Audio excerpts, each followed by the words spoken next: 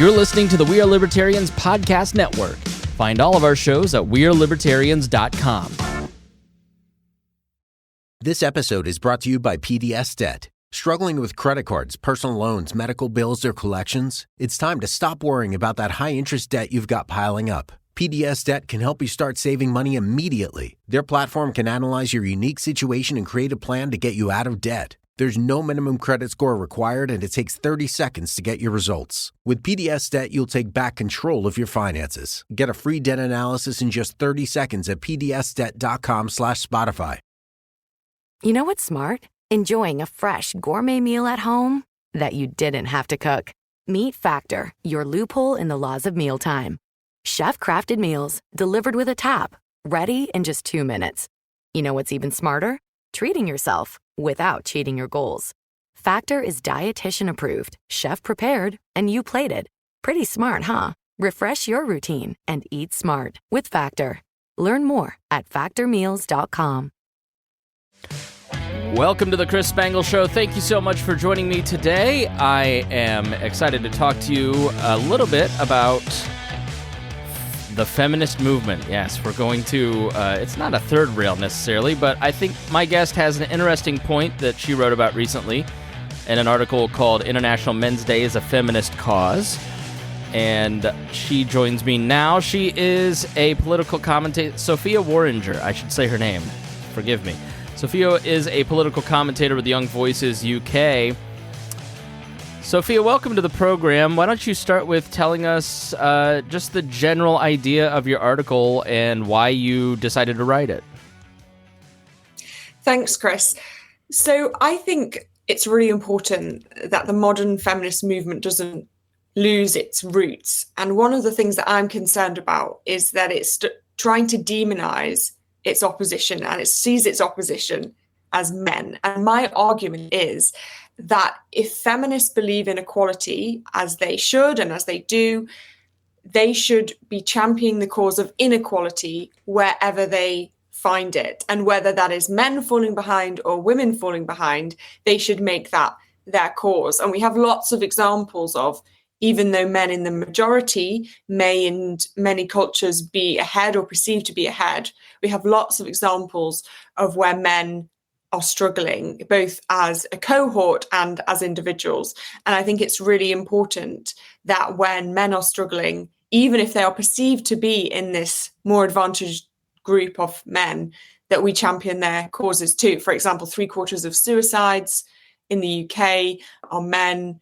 55% of our female undergraduates, undergraduates are female. So we have a very low representation of white working class boys going to university in the UK. All these examples, and there are many more which we can touch on, show that there are some instances where men are falling behind. And if feminists believe in true equality, not female dominance, which is where I'm worried they often go, if they believe in true equality, they should care about those causes too. All right, so do you consider, and maybe we should define some terms and kind of break this out before we dive into the statistics, which I think you bring up that are phenomenal. Do you consider yourself a feminist? How do you define feminist? How do you view the feminist movement? So if the question is, do I think men and women should be treated equally before the law, then absolutely yes. But I do have some problems with the modern definition of feminism, which is why I want to take up this cause, because I feel they go too often into the antagonistic route where they demonize men and where they see that any dissent of men is a victory for them. So there was quite a gleeful reporting in the UK of the fact that girls were outperforming boys in our standard exams at 16 called GCSEs. And if that had been the other way round, there would have been no gleeful reporting. And I think that is problematic, that we see, or feminists often see, the ascent of women requiring the descent of men. And I do think that is problematic. So yes, I absolutely believe in equality between the sexes, but I don't like this demonization of men. And so that's where I have some problems with the modern feminist movement. Yeah, I absolutely agree. I have a daughter, and I think it's very important I grew up with in the 90s and 2000s, and it was very important. You know, you had girl power with the Spice Girls, and obviously that's gotten strong, and I think that's phenomenal. I think that you used the word in your article, egalitarian, which I thought was a very good word. You know, in Christian circles, there's always the arguments about the roles between a husband and wife, and egalitarianism is sort of where both the couples are equal. Can you expound on that idea and how you'd like to see society structured that reaches that egalitarianism? Yeah, so I think what I meant by that phrase, that term egalitarianism there, is the idea that there is equality between men and women, both in worth, both in ability, both in their standing before the law and what they should be able to achieve in their treatment and their safety and all of those things. They should be equal. But I think actually what might be more controversial is in the feminist movement to say, yes, we believe in equality, but yes, we also believe that there are some distinctions between men and women which are best preserved, and blurring the lines of this sex distinction is difficult. And I think therefore where this International Men's Day is so important is we need to take up the cause of men when they are falling behind, and that is the true cause of egalitarianism. Egalitarianism does not mean dominance of women, and feminism does not mean dominance of women. Yet sometimes listening to modern feminist discourse, you might think that that is the case. And I would say that's problematic. Do you worry that in writing this article or coming on this podcast, that sometimes and I'm not saying you're doing this, I just want you to kind of analyze the trend of the men's right side, right? So the folks who usually come with this message that say this, if you scratch a little bit deeper, they're not really egalitarian. And I do think that that's an interesting, then the other side uses that as a reactionary. See, they're not really for egalitarianism. When you wrote this article, were you considering that at all? Were you kind of thinking about, all right, I'm in the out group, being a woman, writing about men, but I'm also going against, or you're in the in group of women, but the out group of conventional opinion. So when you wrote the article, like, how did you balance that in your mind, and how did you try to strike a fair balance? Yeah, so I'm fairly aware of the men's liberation group. In fact, I wrote my dissertation, which won a few awards on 1970s men's activist group. So something I'm very interested in. And what I articulated there was that this fathers' rights activist groups that emerged in the 1970s were often driven by fairly misogynistic motivations, but unwillingly and unwittingly, they were articulating a new concept of fatherhood, which was based around time with their children. So this was separated fathers who no longer live with their partners and therefore their children. So they were articulating a new concept of fatherhood that was based around time and not just breadwinning, which was the kind of traditional model. And I think, therefore, that shows me the nuances that can be drawn from examining the men's liberation movement. I think a lot of it can be driven by misogyny, by anger, by misunderstanding, and often by hate. And that is absolutely unacceptable and that should not be tolerated. But I think what I am trying to say in my piece is, just because some of those people are motivated by wrong things, who have very kind of sometimes very misogynistic motivations and view of women, which is unacceptable, they still might be highlighting valid concerns. So, for example, 3/4 of men being suicide statistics, that's awful, that's really tragic. And even if the wrong people are articulating that cause, some of what they try and articulate may be true, and we should be able to pull out the nuances there and say, we don't agree with your methods, but some of the problems you're identifying may be true. And I think that's the way we should approach it, in the same way that I would have problems with some parts of the feminist movement, but I wouldn't throw out all of their arguments. I think we just need to approach these issues with more nuance and not categorize people as their ideology and therefore write them off completely. Yeah, we seem to be struggling with trying to hold space for minority views that are outside of the mainstream and demonize the messengers. I don't know anything about the men's rights or the 70s of what you're talking about. Can you give us just like a little bit of a primer, and maybe if you've written on this elsewhere, direct us where we can learn more, because that's really interesting to me. Yeah, so in terms of directing for further reading, the paper I wrote was for an undergraduate dissertation, so it's not sadly published, but I can send you a copy if you're interested. But in terms of what it meant, so as the divorce regulations were loosened and it was easier for couples to divorce in the UK in the 70s, the 60s and the 70s, there obviously became more divorced fathers, and they realised that in kind of 95% plus of court cases where the judge was deciding whether the children should live with the mother or the father, the judge decided in the mother's favour. And whether that is right or wrong is not for me to comment on, but they were kind of reacted to that and formed these men's groups, which had the characteristic often of being kind of angry, disgruntled, divorced men. And they organised themselves both in terms of friendship and solidarity for a shared experience, but also to try and lobby to get more rights for fathers in the legal system, particularly around custody. And some of their methods were absolutely appalling. And they sometimes would kidnap children from their mothers and remove them from their custody. So there's complete and definite horror stories coming out of that. Wrong way to handle it. Absolutely. But it was interesting that they identified what they perceived to be a bias in the legal system. So they organised these groups. So this Families Need Fathers was founded then, and then there's other groups that have come subsequently in the following decades. Fathers for Justice, which famously in the UK at least poured flour over Gordon Brown's head in the House of Commons. That's right. Gallery. I remember that.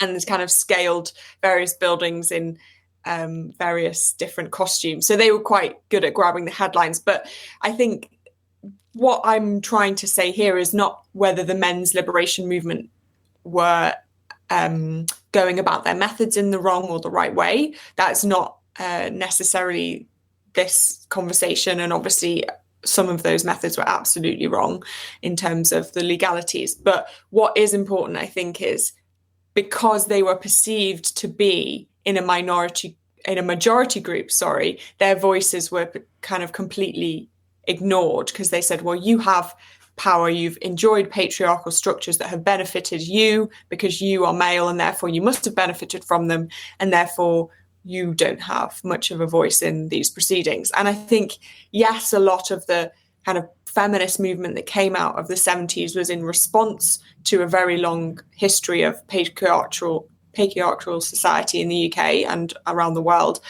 But just because it was in a response to something which was bad in terms of their perspective, the feminist perspective, it doesn't mean that some of the grievances expressed by this so-called majority group are not valid, which is why I think that International Men's Day should be a feminist cause, is because if you do care about equality, it shouldn't matter to you who is behind. You should be championing their causes, whether you see that they have power or whether you see that they don't have power.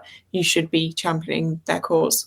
Yeah, and that has happened in America, having been through a custody battle with my wife, not my ex-wife, but with her ex-husband.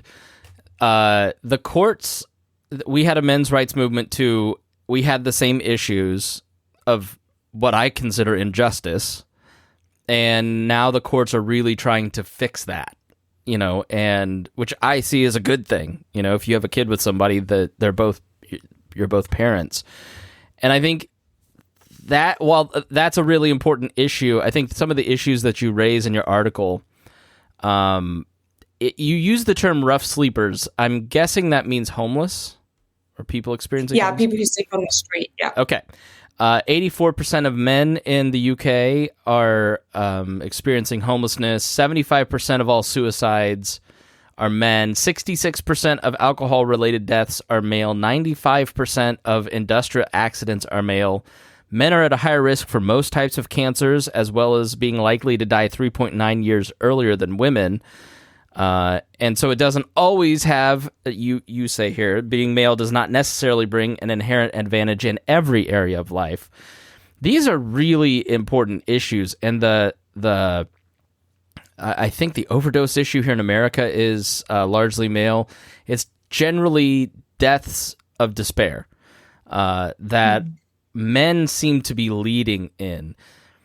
Has there been any kind of conversation that you've seen about why that is? Why are men leading in these statistics? And what are some issues that we ought to correct that will help us kind of, I don't want to say achieve equality, because you don't want equality in deaths. So it's a weird way to put it, but why are men leading in these statistics, do you think?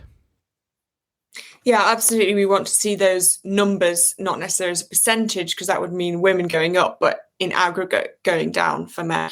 I think, let's take, for example, rough sleeping. So 84% of rough sleepers in the UK are men. And we know that a leading cause of rough sleeping is family and relational breakdown. You're always kind of one relation away from the street, because when your last relationship ends, your last friend who's going to put you on their sofa, your family member who's going to let you sleep on their floor, then you're on the street.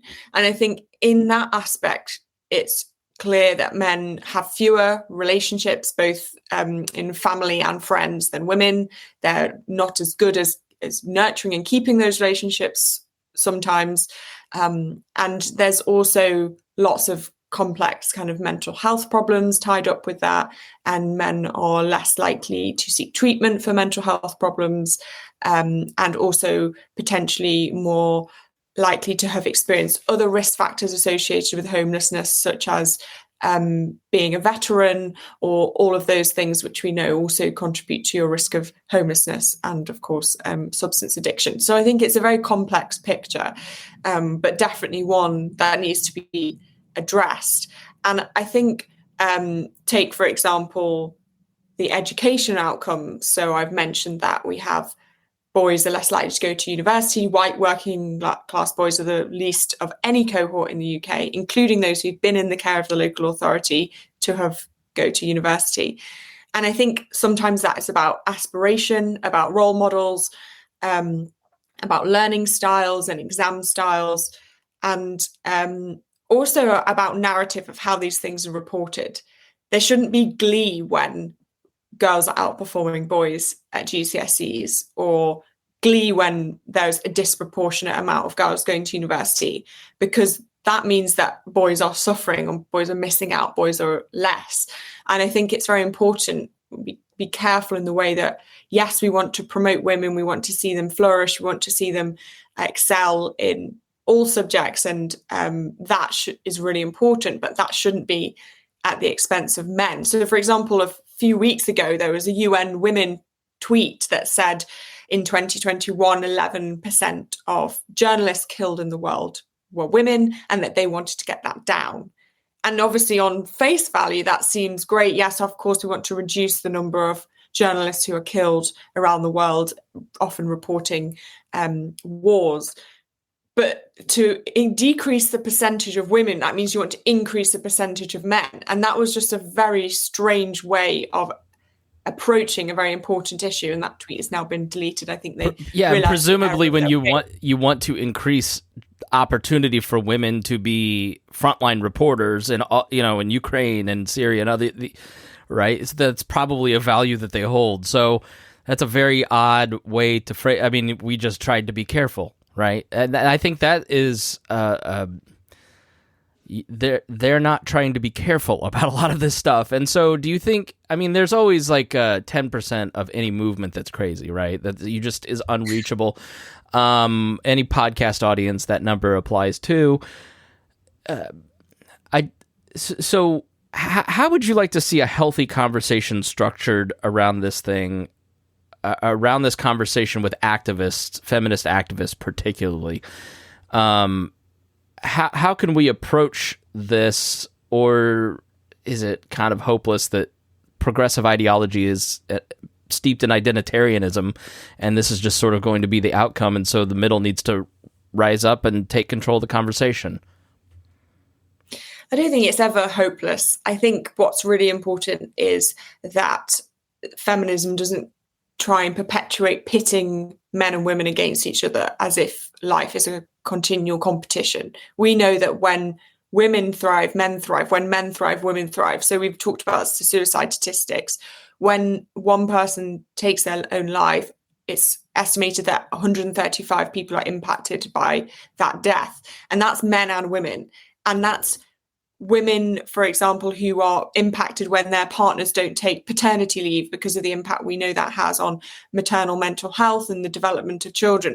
There needs to be an understanding that the sexes are work best when they're not in competition, but they're in unison and they work together, not against each other. But I think also we need to be very careful to not write people off as either privileged or unprivileged, completely dependent on what group we assign them to. People's lives are a lot more complex than that. And you aren't just part of a homogenous group. You are an individual that experiences different challenges and advantages, and just assigning somebody's privilege or non-privilege dependent on this very broad group that has, yes, a few shared characteristics, but is probably more different than is similar, is very worrying and also very unhelpful. And I think that's where we can move conversation away from these stereotypes as well. I think we all have a responsibility there to check ourselves when these stereotypes and this identity politics is taking hold of our discourse. All right, Sophia Worringer. Again, okay, all right, good. I had a momentary panic as I was saying Sophia. So thank you so much. Shameless self-promotion time. Where can people follow you for you that want to follow your work? At Sophia Worringer on Twitter. All right, perfect. Do you want to give a backup just in case Twitter doesn't make it through the end of by the time this is posted? Do you have a... Let's be hopeful that it does. I'm not on any other social networks at the moment, so I have to hope that it survives. Thanks so much for joining me. Thanks so much for having me. It's been great to chat. Thank you so much for joining me here on the show. As always, if you got something out of this, if you learned something, if you found it interesting, the best thing you can do to support this show, our guest, and any content creator that you love is to share their work. So thank you so much for listening here on The Chris Spangle Show. We'll see you again soon.